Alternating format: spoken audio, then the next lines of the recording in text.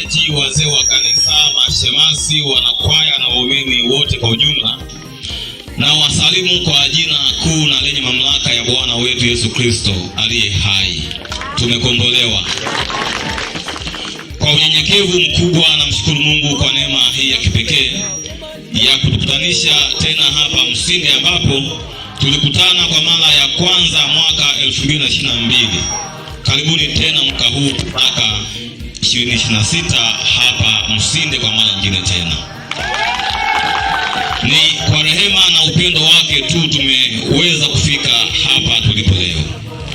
Ndugu viongozi wa kanisa, wachungaji, wazee wa kanisa, mashemasi, wanakwaya, wainjilisti na waumini wote kwa ujumla, katika wakati huu muhimu, naomba tusimame kwa dakika moja ya utulivu kuwaheshimu na kuwakumbuka wale wote waliotutangulia mbele za haki, ndugu, jamaa na viongozi kiroho na wapendwa wetu waliolala katika Bwana.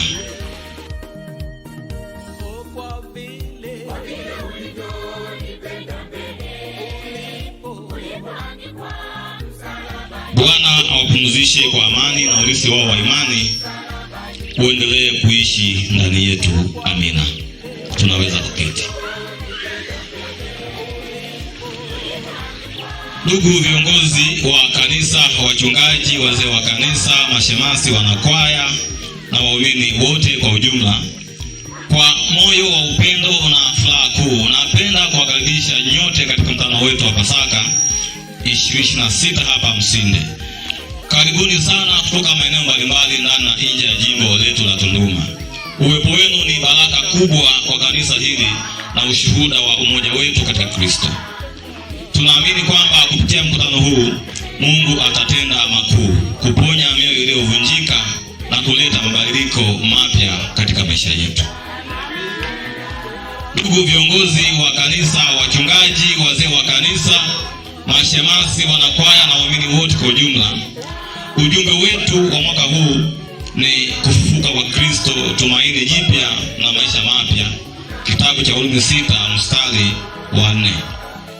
Basi tulizikwa pamoja naye kwa njia ya ubatizo katika mauti yake, ili kama Kristo alivyofufuka katika wafu kwa utukufu wa Baba, vivyo hivyo na sisi tuenende katika upya wa uzima. Kufufuka kwa Yesu Kristo si tukio la historia tu, bali ni nguvu hai inayobadilisha maisha ya kila anayeamini.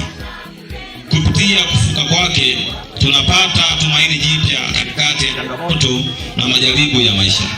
Tunapokea msamaha wa dhambi na kuanza maisha mapya ndani ya Kristo. Tunaitwa kuacha maisha ya kale na kuenenda katika haki, utakatifu na upendo. Pasaka hii iwe mwanzo wa mabadiliko ya kweli ndani yetu. Tuchague kuishi maisha yanayompendeza Mungu, tukijua kwamba tulikufa pamoja na Kristo na sasa tunaishi naye katika utukufu wake. Ndugu viongozi wa kanisa, wachungaji, wainjilisti, wazee wa kanisa, mashemasi, wanakwaya na waumini kwa ujumla, kwa mara nyingine tena nawapokea na kuwakaribisha nyote hapa Msinde kwa utukufu wa Bwana. Naomba Mungu awabariki sana, awaongoze katika kila kipindi cha mkutano huu na kuwajaza neema na amani na furaha.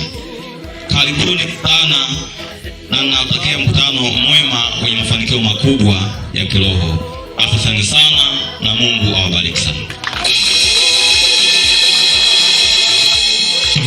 Mkutano huu umefunguliwa rasmi. Karibuni sana, tuendelee kuhubiri injili njema